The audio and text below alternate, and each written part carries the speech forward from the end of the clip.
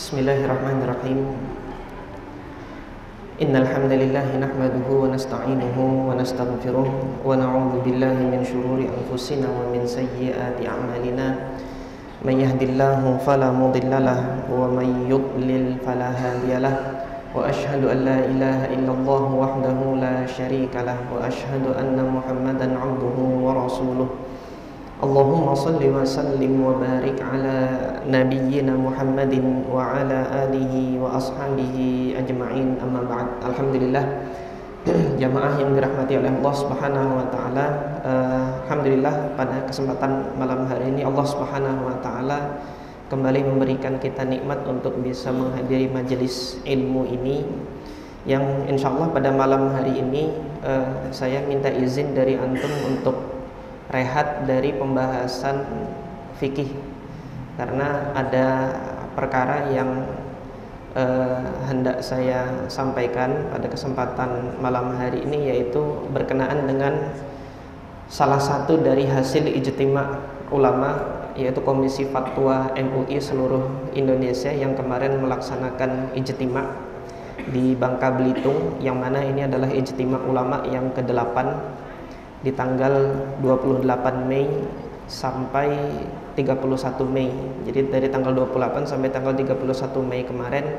Dan di antara yang diterbitkan fatwanya adalah fatwa tentang keharaman untuk mengucapkan salam lintas agama jika dimensinya itu adalah dimensi ajaran agama umat yang lain atau agama lain. Nah, ada 5 poin yang insya Allah secara ringkas ini ditekankan berkenaan dengan hasil fatwa para ulama yang duduk di Komisi Fatwa di seluruh Indonesia yang kemarin melakukan ijtima di Provinsi Bangka Belitung kemarin, di ijtima yang ke-8 ini. Yang pertama, hasil keputusan yang pertama adalah penggabungan ajaran berbagai agama termasuk pengucapan salam. Jadi mencampur adukkan ajaran agama satu dengan yang lain, termasuk dalam hal ini pengucapan salam, dengan menyertakan salam berbagai agama dengan alasan toleransi atau alasan moderasi beragama. Ini bukan makna toleransi yang dibenarkan dalam syariat Islam. Kemudian poin yang kedua, dalam Islam pengucapan salam itu merupakan doa yang bersifat ubudiyah. Nah, ini yang menjadi perkara mendasar. Jadi salam dalam agama Islam dia adalah doa. Dan doa itu dalam hadis yang sahih Nabi mengatakan apa? Ad-du'a mukhul ibadah. Jadi doa itu adalah inti dari ibadah. Maka dalam hal ini doa ini sifatnya adalah ibadah, dan kalau dia ibadah jangan dicampur adukkan. Maka dalam poin yang kedua ini, keputusan ijtima ulama mengatakan dalam Islam pengucapan salam merupakan doa yang bersifat ubudiyah, karenanya harus mengikuti ketentuan syariat Islam.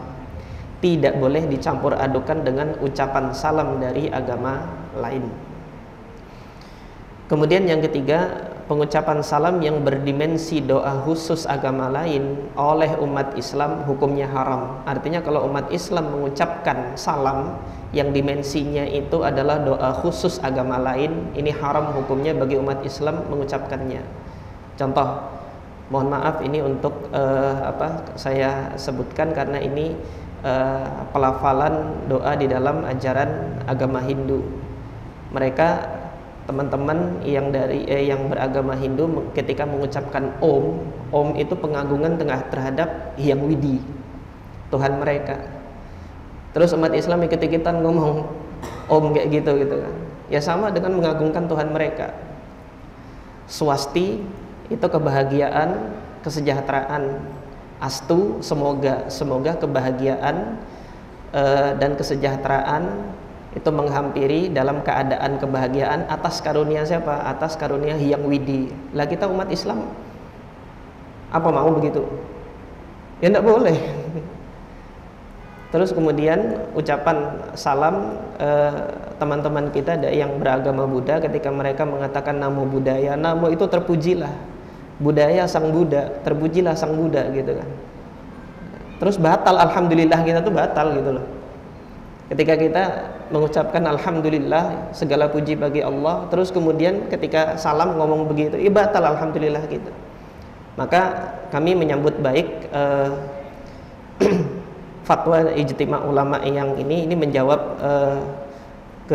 keresahan sebagian besar masyarakat kaum muslimin yang mungkin dalam beberapa tradisi di instansi-instansi mereka mungkin ada semacam pemaksaan untuk mengucapkan yang demikian. Ini dalam syariat Islam ini tidak diperbolehkan yang demikian ini. Poin yang keempat, pengucapan salam dengan cara menyertakan salam berbagai agama bukan merupakan implementasi dari toleransi atau moderasi beragama yang dibenarkan. Saya masih ingat waktu saya masih kecil dulu ndak ada yang begini-begini gitu. Jadi kalau misalnya dalam suatu forum ada penganut agama lain, sudah secara universal saja selamat pagi, selesai. Ini hari ini sampai 6 gitu kan. Nanti kalau nambah lagi satu agama yang diakui di Indonesia jadi 7 gitu kan. Nambah lagi jadi 8. Mau sampai berapa nanti itu diucapkan? Terus kemudian ketika mati nanti kenapa nggak diselenggarakan dengan semua tata cara agama itu saja gitu kan? Habis disolatkan, habis itu terakhir dikremasi gitu, dibakar jasadnya. Mau seperti itu dengan tata cara pelaksanaan agama lain? Tentunya tidak gitu kan. Maka dalam hal ini kalau wilayahnya wilayah beragama, wilayah berakidah, hendaknya kita batasi sampai di situ saja, dan kemudian untuk wilayah muamalah sosial itu tetap kita berkomitmen untuk hidup berdampingan dengan penganut agama yang lain. Nah, kemudian yang terakhir, ini di poin yang kelima, di dalam forum, kalau forum tersebut itu terdiri atas umat Islam dan umat beragama lain, umat Islam dibolehkan mengucapkan salam dengan assalamualaikum, karena ada umat Islam di situ. Ya, boleh mengucapkan assalamualaikum. Atau salam nasional. Maksudnya salam nasional ini salam yang sifatnya universal, tidak terkait dengan ajaran agama tertentu yang di luar ajaran agama Islam. Atau salam lainnya yang tidak mencampur adukan salam dengan doa agama lain, seperti selamat pagi, cukup sudah. Selamat pagi, selamat siang gitu kan, dengan waktunya. Ini cukup yang demikian. Nah, sampai pada detik ini ketika saya coba mengakses salinan fatwa yang ada tanda tangannya itu, situs MUI belum bisa diakses. Allahu ta'ala alam kenapa gitu kan. Jadi ini salinan-salinannya ini diambil dari media-media mainstream yang saya ambil gitu. Nah, jamaah yang dirahmati oleh Allah Subhanahu wa taala, dalam rangka menyambut baik putusan fatwa dari ijtima ulama ini, pada kesempatan malam hari ini kami mengajak jamaah sekalian kita melihat bagaimana Nabi SAW menyampaikan salam kepada penganut agama lain ketika Nabi mendakwahi mereka untuk masuk ke dalam agama Islam. Dasar dalilnya ada di hadis yang ketujuh. Jadi bagi jemaah sekalian yang di rumahnya itu punya Sahih Bukhari, nanti bisa dilihat hadis yang ketujuh.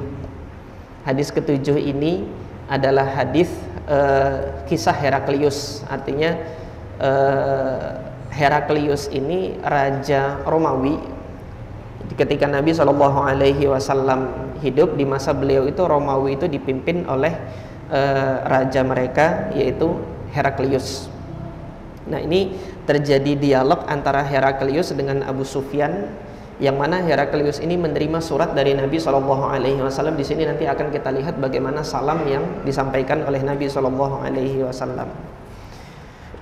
Al-Imam Al-Bukhari mengatakan qala haddatsana Abul Yaman Al-Hakam ibnu Nafi'. Al-Hakam ibnu Nafi' ini seorang perawi di Syam, Al-Himsi, dari Homs. Thiqah. Qala akhbarana Syu'aib huwa ibn Abi Hamzah Al-Himsi. Jadi dua orang perawi ini berasal dari Syam. Adapun Syu'aib mengambil hadis ini dari Al-Imam Az-Zuhri, Muhammad ibn Muslim ibn Syihab Az-Zuhri, yang mana Imam Az-Zuhri ini adalah poros periwayatan di Madinah. Namun di akhir hayatnya beliau itu bermukim pindah ke Elia. Elia itu Baitul Maqdis dulu ketika masih di ketika nama tersebut masih di bawah kekuasaan Romawi, ini disebut dengan Elia, kota Elia.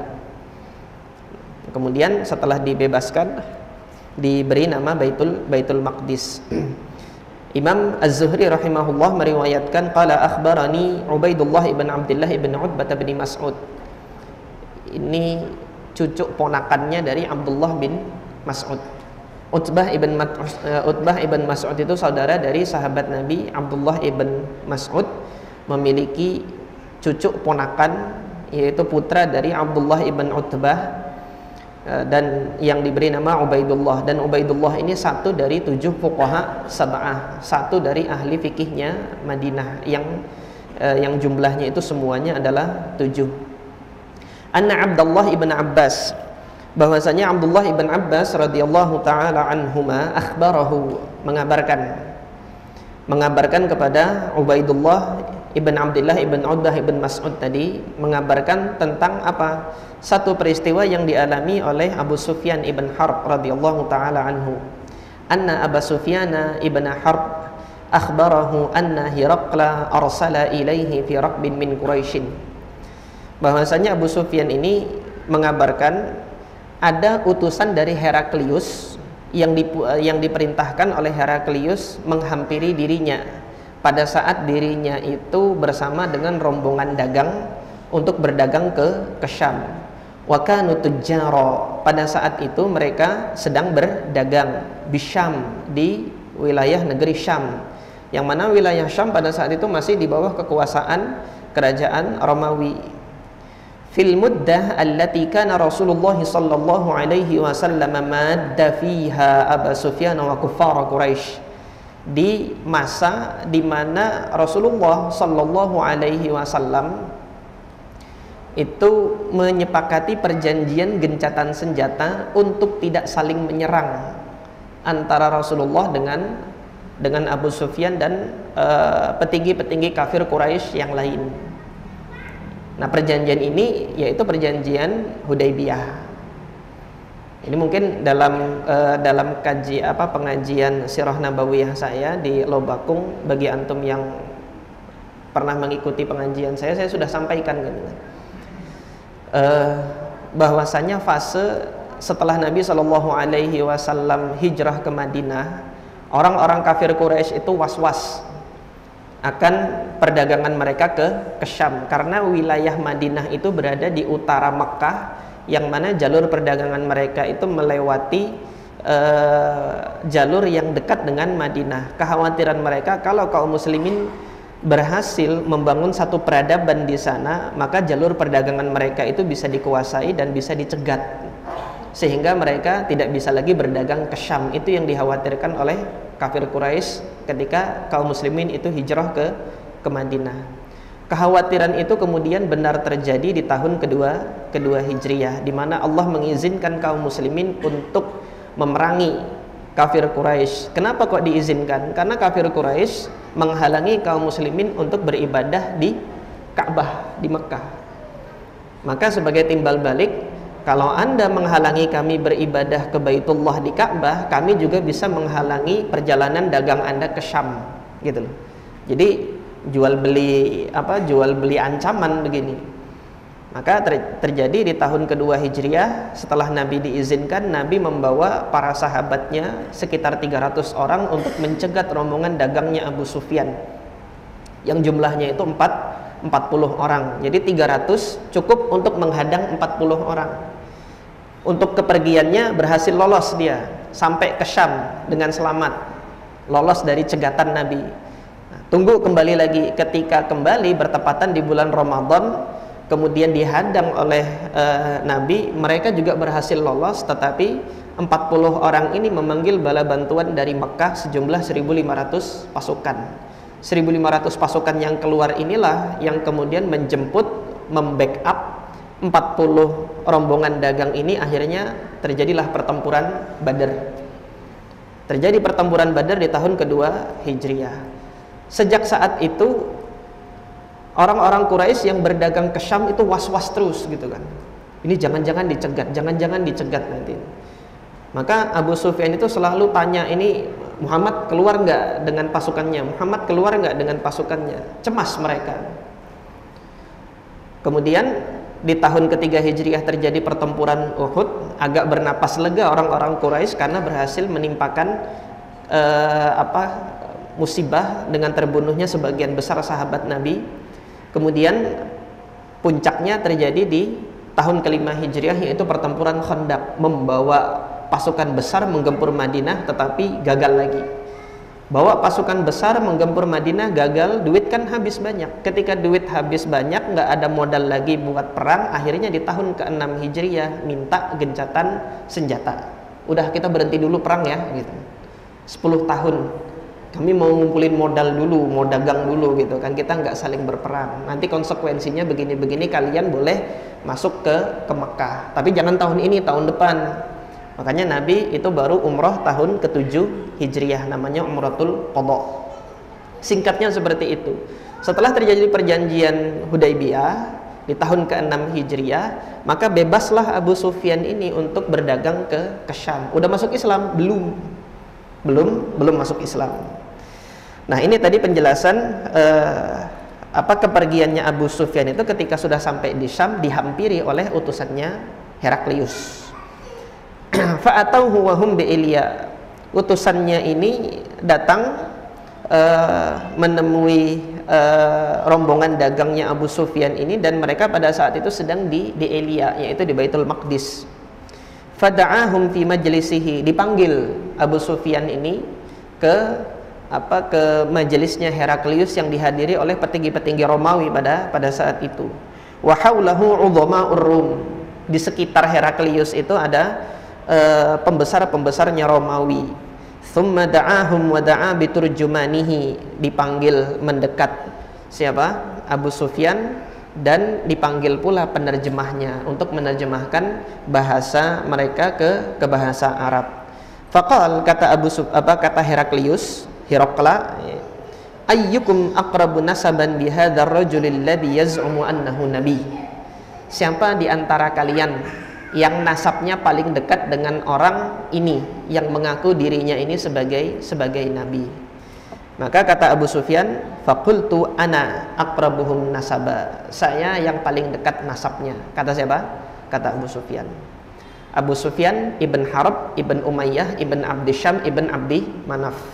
Nabi Muhammad ibn Abdullah ibn Abdul Muttalib ibn Hashim ibn Abdi Manaf, ketemunya di kakeknya Abdul Manaf, kakek mereka yaitu Abdul Manaf.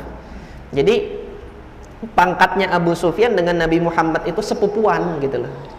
Mereka masih sepupuan.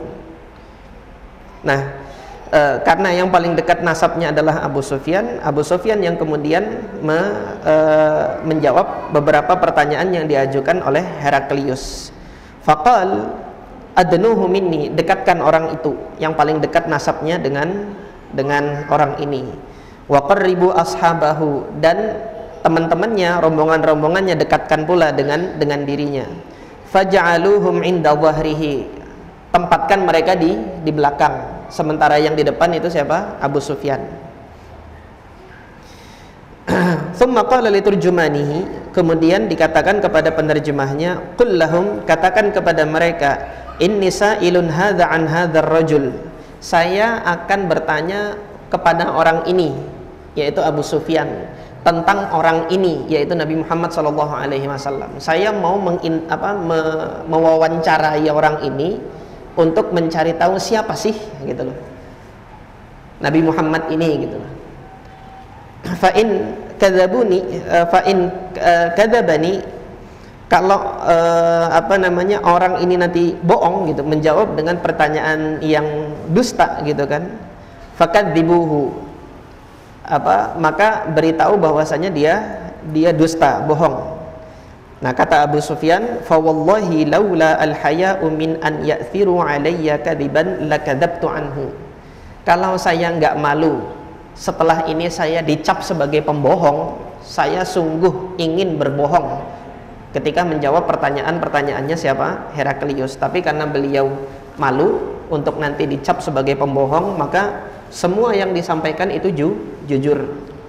Thumma kana awwalu ma sa'alani anhu an qala, hal pertama yang ditanyakan kepadaku oleh Heraklius adalah kaifa nasabahu fikum, nasabnya orang ini bagaimana di tengah-tengah kalian.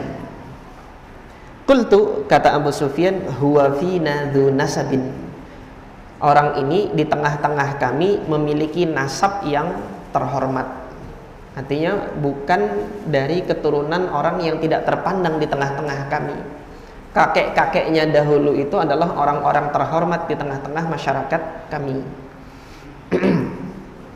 Qala hadzal qawla minkum ahadun qattu qablah, apakah sebelum orang ini ada yang menyerukan ajaran yang demikian ini kepada kalian? Qultu la, enggak ada. Beliau yang pertama kali untuk menyerukan ajaran ini kepada kami. Qala fahal kana min abaihi min malikin, apakah dulu kakek-kakeknya dahulu itu ada yang menjadi raja di tengah-tengah kalian? Qultu la, enggak ada.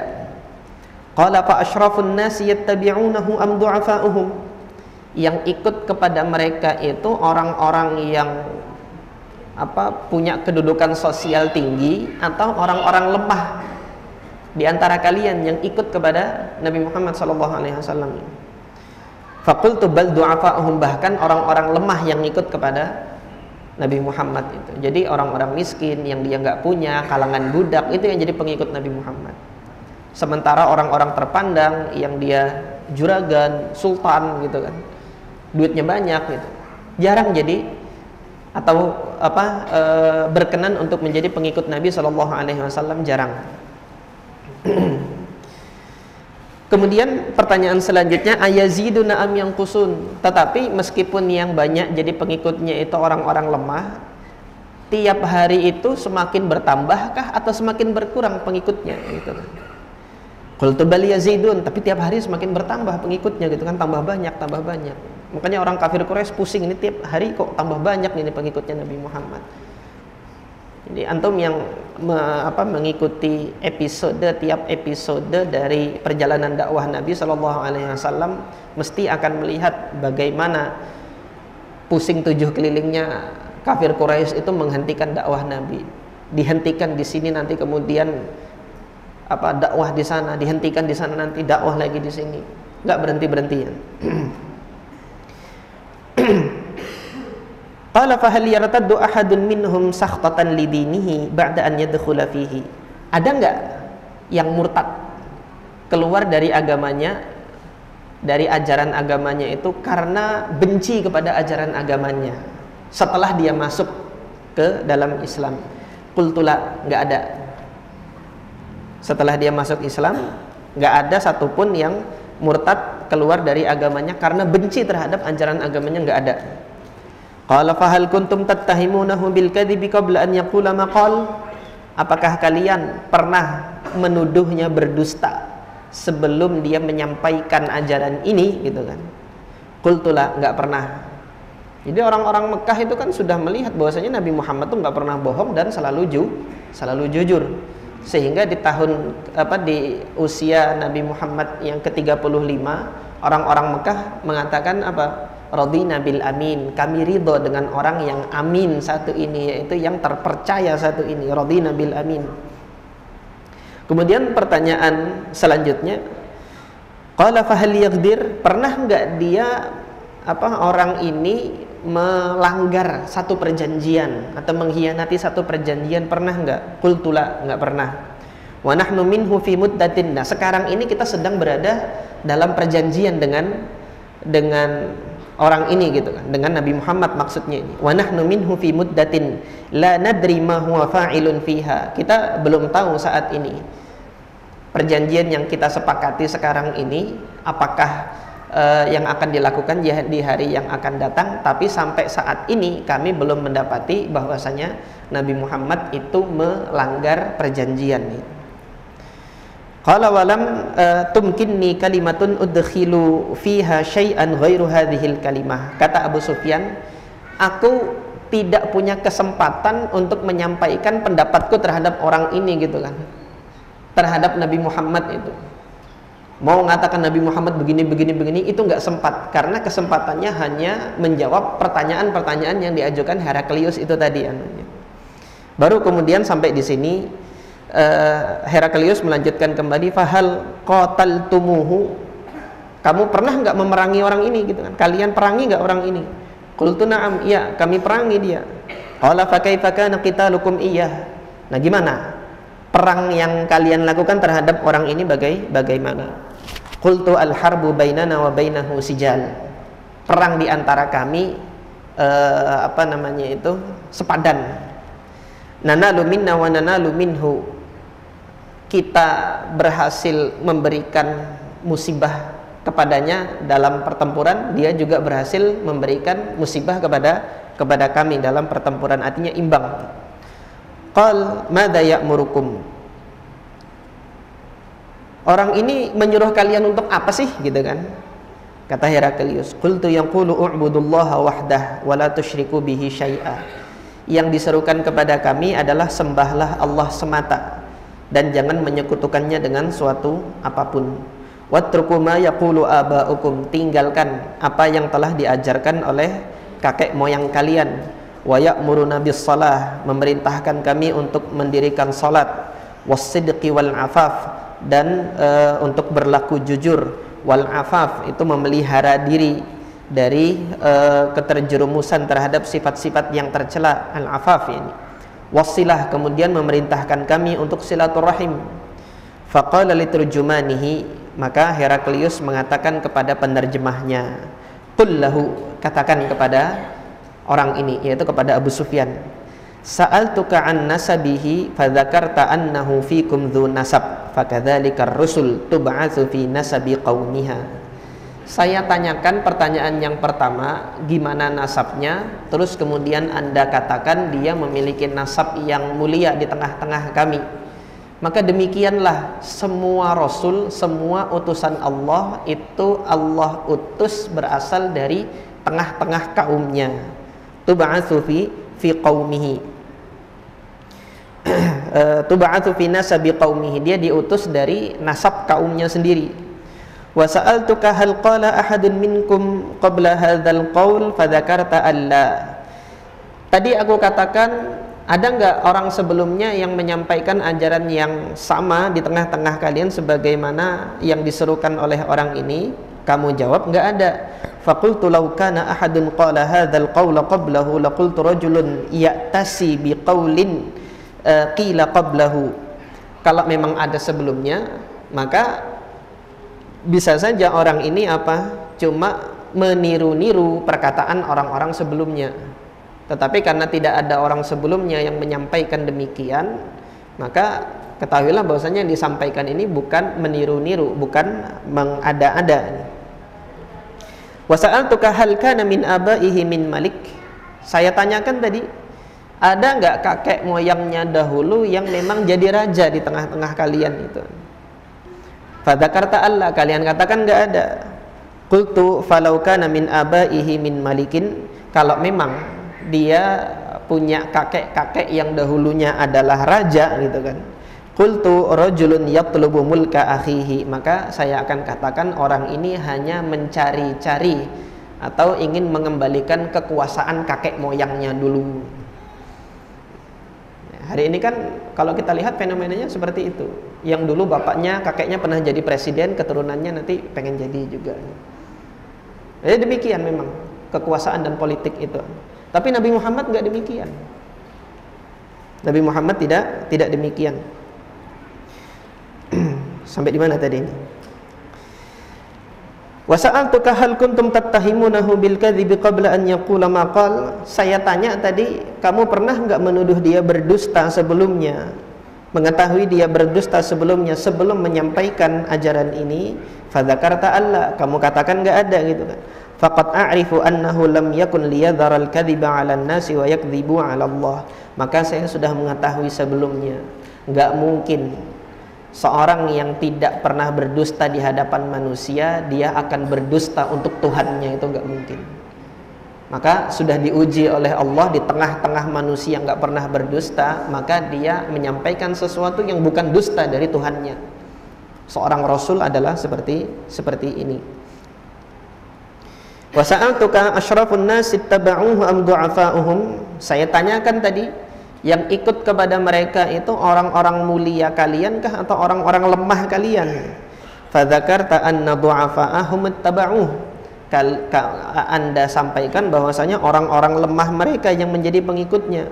Wahum atba'ur rusul. Demikianlah memang pengikut para rasul yang terdahulu itu kebanyakan adalah orang-orang lemah. Orang-orang yang sudah Allah rasakan kenikmatan dunia berupa harta, kekuasaan, ogah, enggan untuk kehilangan kekuasaan dan kenikmatan duniawi lainnya, itu hanya untuk sekedar mengikuti ajaran Nabi Muhammad SAW dan ajaran para rasul terdahulu. Khawatir hilang kenikmatan dunianya yang sudah terlanjur dia rasakan itu. Nah, pengikut rasul itu adalah orang-orang kalangan lemah yang belum pernah Allah Subhanahu wa taala rasakan kenikmatan dunia kepada mereka, sehingga nanti Allah janjikan kenikmatan selamanya itu nanti di akhirat. Wa sa'altuka ayaziduna am yanqusun. Mereka semakin bertambah atau semakin berkurang. Fadzakarta annahum yazidun. Kamu katakan bahwasanya mereka semakin bertambah pengikutnya ini. Wa kadzalika amrul imani hatta yatim. Demikianlah keimanan itu ketika sudah masuk ke dalam hati seseorang, dia semakin bertambah sampai dia sempurna. Wa sa'altuka ayartaddu ahadun sakhtatan lidinihi ba'da an yadkhula fihi. Ada enggak yang murtad karena benci dengan ajaran agamanya ini setelah dia masuk ke dalam ajaran agamanya? Fadzakarta alla. Kamu katakan enggak ada gitu kan. Wa kadzalikal iman. Demikianlah iman, kata siapa? Kata Heraklius. Hina tukhalitu basyashatuhu alqulub. Ketika manisnya iman itu sudah menyentuh relung hati yang paling dalam. Jadi ketika hati ini sudah merasakan manisnya iman, antum yang sudah merasakan manisnya sunnah, manisnya beriman kepada Allah Azza wa Jal, manisnya untuk menghadiri sholat berjamaah, manisnya untuk menghadiri majelis ilmu, itu biar nanti antum tinggalkan majelis ilmu itu, ada semacam kerinduan untuk balik lagi gitu. Antum yang sudah merasakan manisnya untuk sholat berjamaah itu, nanti beberapa waktu tinggalkan sholat berjamaah, ini hati ini gejolak, ini rindu untuk kembali lagi sholat berjamaah, karena manisnya iman itu udah nyentuh hati yang paling dalam. Itu nggak akan dibuang begitu saja gitu. Ini yang disampaikan oleh Heraklius ini. Makanya ketika saya melihat mungkin sebagian teman-teman kok dulu hadir di majelis, sekarang nggak pernah ngaji lagi gitu kan. Saya husnuzan kepada Allah, kelak suatu saat dia akan rajin lagian untuk menuntut ilmu. Tapi mungkin waktunya Allah Ta'ala alam, saya nggak tahu. Mungkin saya sudah wafat duluan atau nanti anak cucunya gitu yang kemudian giat belajar. Karena saya husnuzan kepada Allah Azza wa Jalla, ketika dia sudah mendapatkan manisnya iman itu, dia akan rindu kepada keimanan itu. Wa sa'altuka hal yaqdir, pernah berkhianat dia dengan perjanjian? Fadzakarta Allah, enggak pernah. Wa kadzalika rusul la taghdir. Para nabi, para rasul itu tidak pernah mengkhianati perjanjian. Wa sa'altuka bima ya'murukum, saya katakan apa yang dia perintahkan. Fadzakarta annahu ya'murukum an ta'budullaha wa la tusyriku bihi syai'a wa yanhaakum 'an ibadatil awthan wa ya'murukum bis salati was sidqi wal 'afaf fa in kana ma taqulu haqqan. Jadi ketika saya tanyakan, dia menyuruh apa saja, kamu katakan menyuruh untuk mengibadahi Allah, meninggalkan kesyirikan, meninggalkan penyembahan terhadap berhala, memerintahkan sholat, memerintahkan untuk berlaku jujur dan memelihara kehormatan diri. Kalau memang yang kamu katakan itu benar gitu kan, ingka nama taqulu haqqo, kalau memang benar sebagaimana yang kamu gambarkan saat ini gitu kan, fasayamliku mawdi'a qadamayya hataini, kelak nanti orang ini akan memiliki tempat yang saya pijak hari ini. Kata siapa? Kata Heraklius. Artinya dakwahnya Nabi Muhammad itu akan sampai di tempatku sekarang. Tempatku sekarang ini yang agamanya Nasrani ini akan masuk Islam semuanya. Hari ini lihat di Syam, biar digempur gimana di sana, di Rafah biar dia di bom bagaimana di sana, ada nggak yang murtad satupun dari mereka? Alhamdulillah. Dunia melihat keteguhan iman saudara-saudara kita di Gaza, di Rafah sana. Semoga Allah Subhanahu wa taala menghadiahkan surga yang terbaik bagi mereka kelak. Dan mudah-mudahan Allah Subhanahu wa taala mengumpulkan kita dengannya di sana. Waqad kuntu a'lamu annahu kharijun. Saya sudah tahu bahwasanya nabi ini akan keluar, akan muncul gitu. Lam akun adhunnu annahu minkum, tapi saya tidak menduga ternyata nabi ini dari kalian gitu. Saya kira nabi ini dari umat yang lain, tetapi ternyata dari kalian. Falau anni a'lamu anni akhlusu ilaihi latadasyamtu liqa'ahu. Kalau saya mengetahui bahwasanya saya itu bisa bertemu dengannya, sungguh saya akan senantiasa saya akan merasa gelisah untuk rindu bertemu dengannya. Walau kuntu indahu, dan andai kata saya bertemu dengannya, berada di sampingnya, la ghasaltu an qadamihi, sungguh akan saya basuh kedua kakinya itu.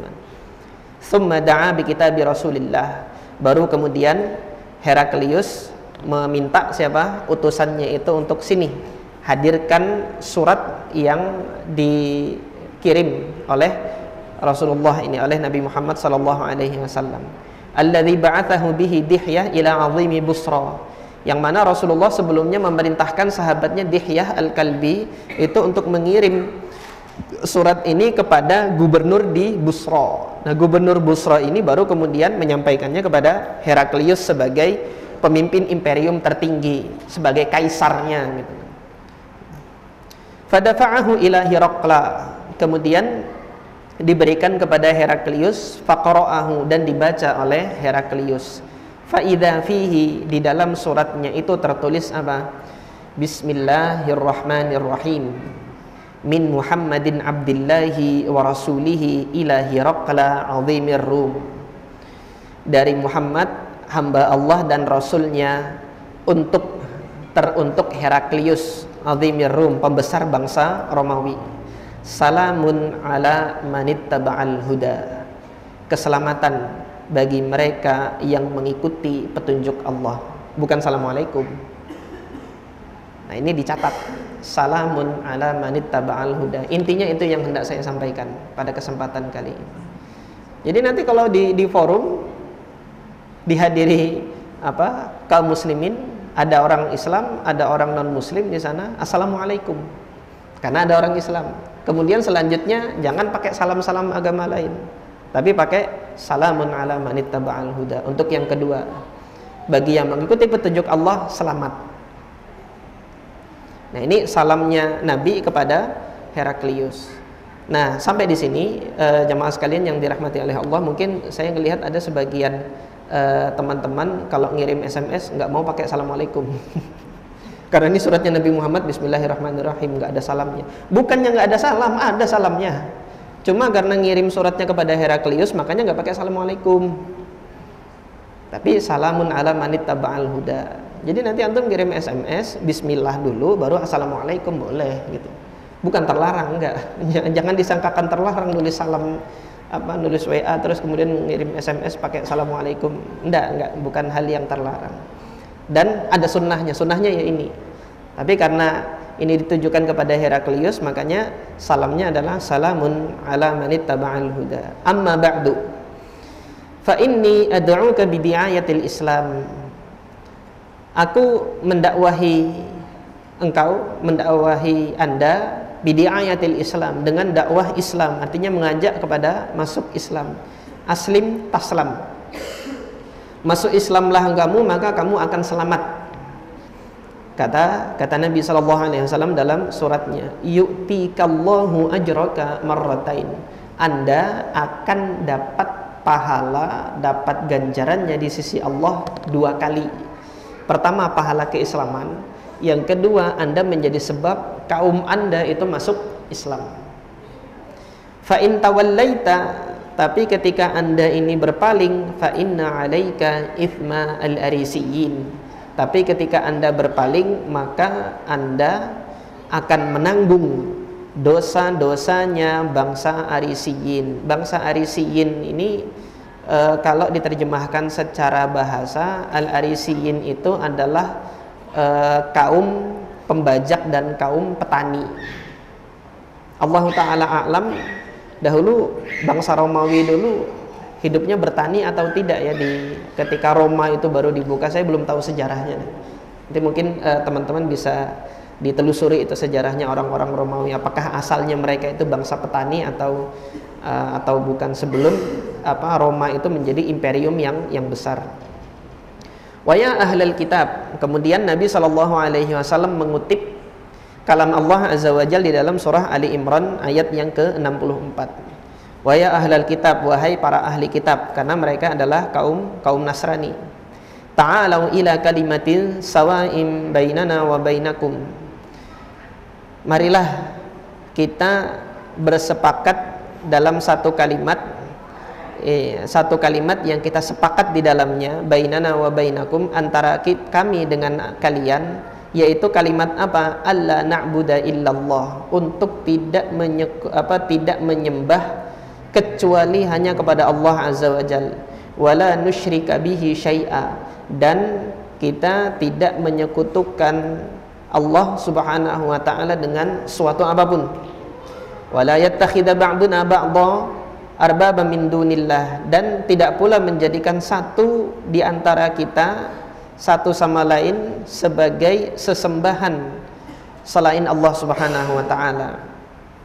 Fa in tawallau, maka ketika mereka berpaling, faqulu, katakanlah, ishhadu bi anna muslimun, saksikanlah bahwasanya saya adalah bahwa kami adalah orang-orang muslim, orang-orang yang berserah diri kepada Allah Subhanahu wa taala. Singkat suratnya Nabi SAW kepada Heraklius dengan kutipan ayat ini. Nah, sampai di sini faidah fiqhiyah, ada faidah fikih. Sebagian fuqaha, terutama yaitu fuqaha madhab zahiriyah, berdalil dengan hadis ini bahwasanya tidak disyaratkan memegang mushaf Al-Quran itu harus dalam keadaan suci, dan membaca Al-Quran tidak harus dalam keadaan suci. Dalilnya diambil dari hadis ini. Dari mana argumentasinya gitu kan? Dalam hal ini Nabi SAW ketika menulis suratnya mengutip ayat dari Al-Quran di dalam suratnya, yang suratnya ini ditujukan kepada seorang yang belum masuk Islam. Orang yang belum masuk Islam, kalau dia junub mandi enggak? Enggak. Kalau dia kentut wudu enggak? Enggak juga. Artinya seumur hidup dia masih apa? Masih berhadas sebelum dia masuk sebelum masuk Islam. Kok boleh memegang lembaran yang ada kutipan ayat?